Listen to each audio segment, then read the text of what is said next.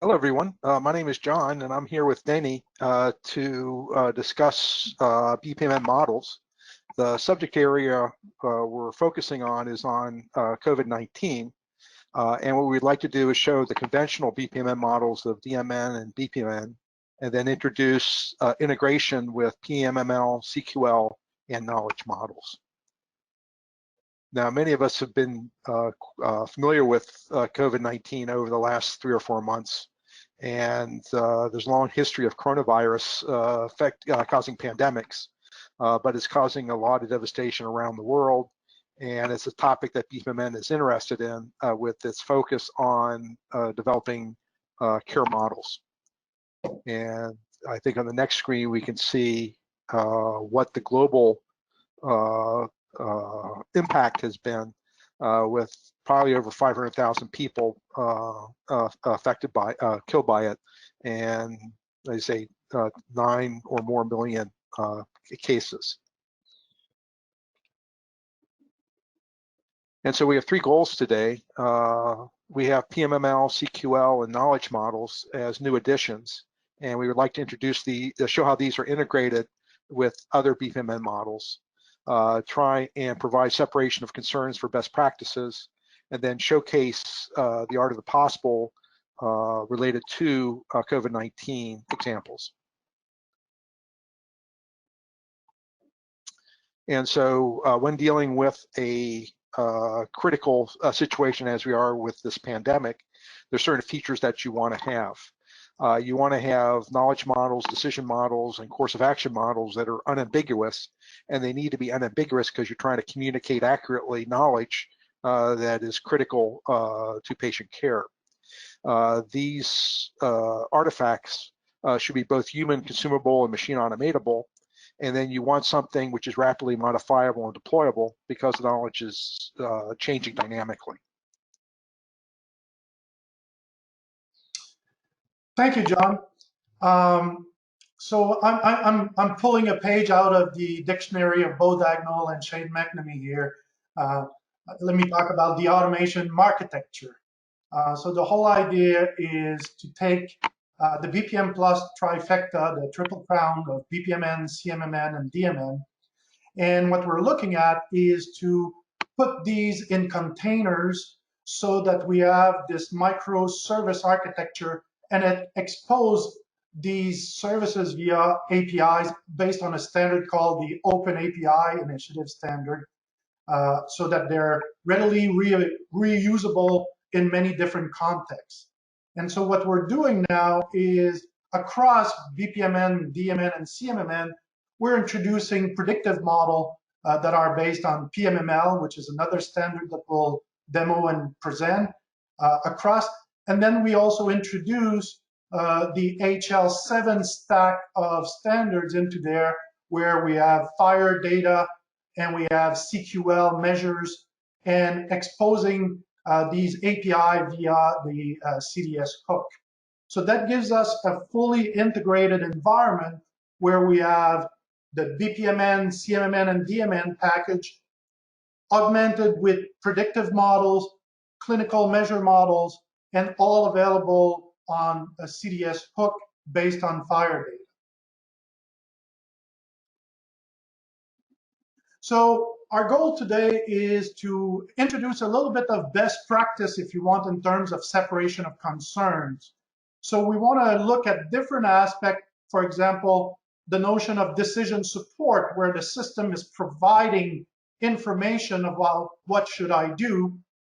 We also want to touch on the pattern of decision automation so that the system is more prescriptive and tells you what will be done. And then there's the notion of prediction, where the system is predictive and will tell you what will happen. And we have the notion of quality measure, where it's more of a diagnostic of how did we do in that particular situation or context. And then we have the notion of disambiguation, which is providing us knowledge of what does all of this mean globally. So these are the patterns that we want to present today. Doing all this in 20 minutes in rapid fire. Sorry if there's a lot there, but the slides are going to be available for references for those that want, and you can contact John and I. So back to you, John. Great, thank you.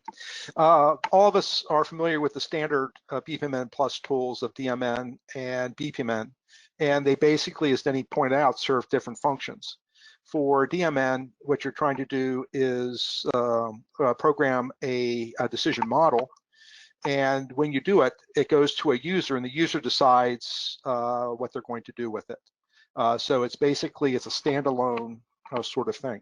And for that, when we get to the demo, we'll be demonstrating the DMN model for the adult mortality model of Zhu, which is one of the early ones from China, where he uses input data that many of us now are familiar with, their prognostic importance of age, comorbid conditions such as coronary artery disease, the SOFA score, which is a ICU disease severity score, the presence or absence of lymphopenia, and then finally positive D-dimer, which may indicate a COVID-19 related coagulopathy. Using the model of Zhu, each of these are assigned different values. Then a logistic regression model is generated, which says what is the percent inpatient mortality. The physician is given this, can decide, do I need to treat this patient more aggressively, or can I give them into a lower acuity situation? Now, the next part is in the modeling is BPMN, where we can do processes which can incorporate multiple tasks. And in this case, you can take a DMN model and then use conditional branching to decide which outcome you want to see.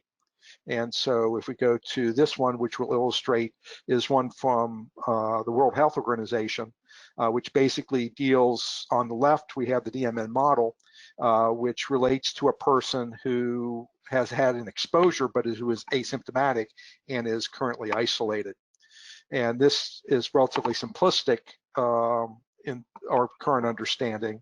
And it basically says if a person has a fever or an observed high temperature, if the person has a cough, and if this all happened within a short period of time, it ranks you as to, is this an acute respiratory infection?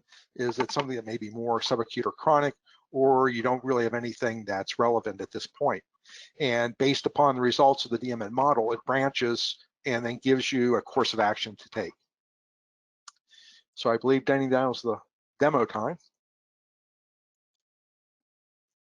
So basically what we have here is those different decisions here have been exposed as services containerized, as I explained. So let's start with the Zhu model.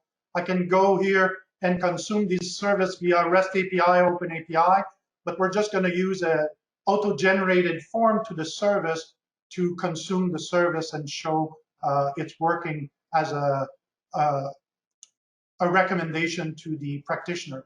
So John, and this would represent the human interactive version as opposed to something that's integrated to FHIR. And so for clinical one, we would say false to coronary artery disease, make the person 70 years old, SOFA score of 6, white cell count of 8, lymphocyte count percentage of 5, and a D-dimer of 0.75.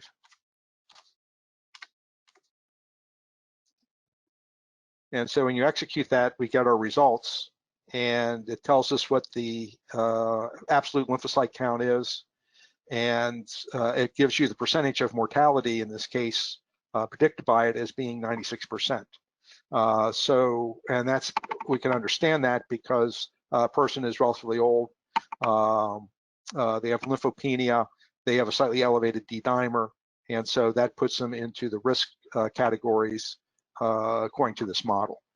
Once you have this, I have to decide how I'm going to use the data. Now, when you take the different approach with BPMN, where you can hook models into a process, we can take the asymptomatic person and we say the person does not have a fever. So false 37.5. person does not have a cough, and they did not start in the last week.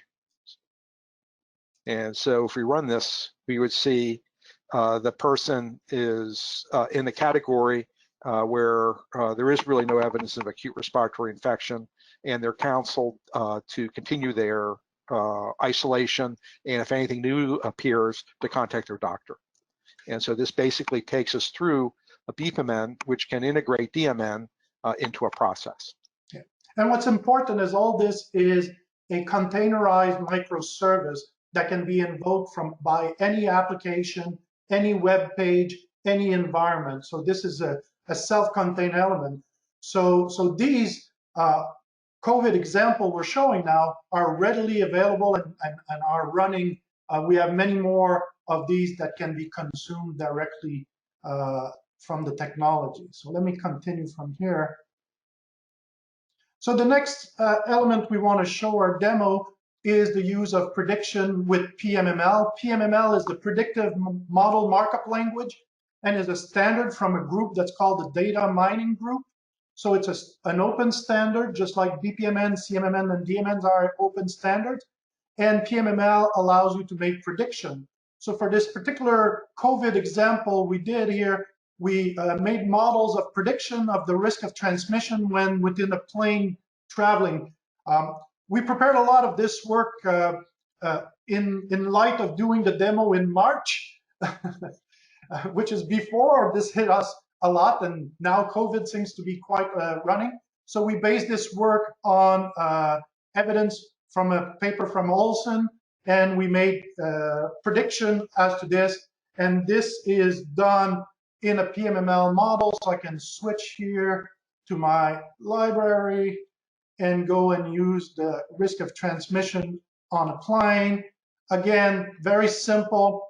How many rows am I from the person that was infected? I was 3 rows behind, and it tells me that I'm 30% chance or risk prediction of risk of being, and so we categorize it as high risk according to the model. If I would have been 5 rows ahead, it would have given me a 7% prediction of risk, and then say that there are some risk. So this is here in this context. I have a BPMN model that calls a predictive model, and based on the prediction, gives me a classification of risk based on the prediction that is done from the predictive model. Another pattern that we discuss is the use of CQL. CQL is the clinical quality language. CQL is a standard from HL7, and CQL allows you to do different measures based on the data and the evidence of the data of the patients or the population. And so what we did here is for the COVID measures, we did a measure of the risk of for fatal disease, a simplified version based on the clinical predictor of COVID-19 paper. So on the right, you have a CQL script. CQL is a domain-specific language that is specific to healthcare. And so it has a lot of value in that it has a lot of domain-specific benefits. Some of the drawback of CQL right now is that it is a literal scripting language or a language, functional language. So it requires what seems to be a little bit more coding, but the coding is domain-specific, making it simple to understand. So here, basically, we just have a small CQL model. I'll go back to my environment here, and I'll run the CQL environment. I'll give a patient, I'll run patient COVID-1, a little bit slower on the execution of CQL. And here you have my CQL response that comes back with my age risk that is very high, and the patient doesn't have comorbidity there, and so it's a high risk of being fatal based on age. And if I run COVID-3,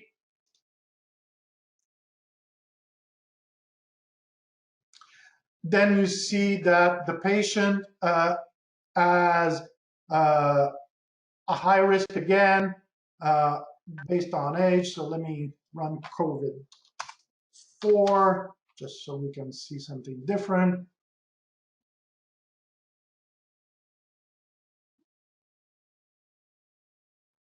And here we have somebody that has moderate age risk, but has some comorbidity here or confirmed elements that are in there. So the recommendation here is going to be the risk of being fatal in there. So again, here we're showing another pattern of usage where we're using CQL integrated with BPMN. In this particular case, it was a BPMN task calling a CQL execution and providing recommendation. The last and Denis, a question came in, if you'd like to address it real quick. Can the questions from DMN be fire questionnaires? Yes, yes. So you can basically, the approach that we're taking here is that the DMN or BPMN models are basically non-specific to the implementation, and you can put a wrapper around the service that is specific. So I can put a fire wrapper around it where the inputs are fire-based, or I could put a CDA wrapper around it. And so it makes those services and those decisions and those prediction independent of the actual data source or the environment it comes from. Thank you. You're welcome. Okay, so last pattern we wanted to talk about is the notion of disambiguation. So what we want is a meaning-centric, unambiguous communication.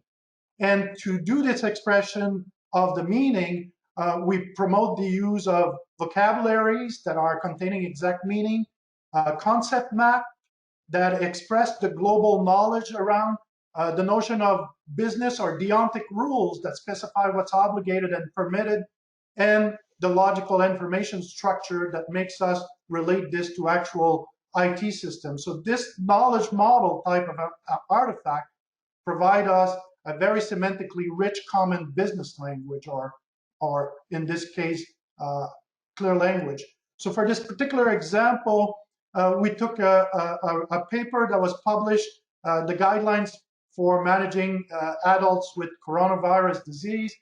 And so here you have a concept map out of this recommendation that this particular view here is about the individual and the rules.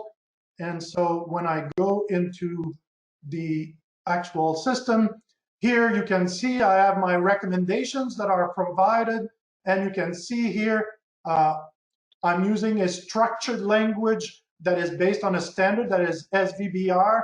And so you can see here that I can get a very clear understanding. I have the definition of all the terms, what they mean. So as I'm reading this guidance, my interpretation is confined and restricted. So the rules provide me deontics of what's allowed, what's not allowed. The terms provide me with the actual description of what the term is. And then I can move into the actual concept maps, which will integrate all these terms together. Or I can go to the actual dictionaries where here I'm showing everything, but I can remove and just look at the fact type that I've generated. So these are generated by the system. As I'm writing these rules, as I'm defining these terms, you can see the fact type that are automatically generated, and I can have this. So this is a fully integrated interpretation of the knowledge. And we can reuse this in all our different models. So I want to make sure that we have some time for questions. So today we presented PMML and CQL seamlessly integrated in BPMN stack. We presented the notion of disambiguation of a knowledge model that permeates into the stack. So hopefully we have time for a couple of questions.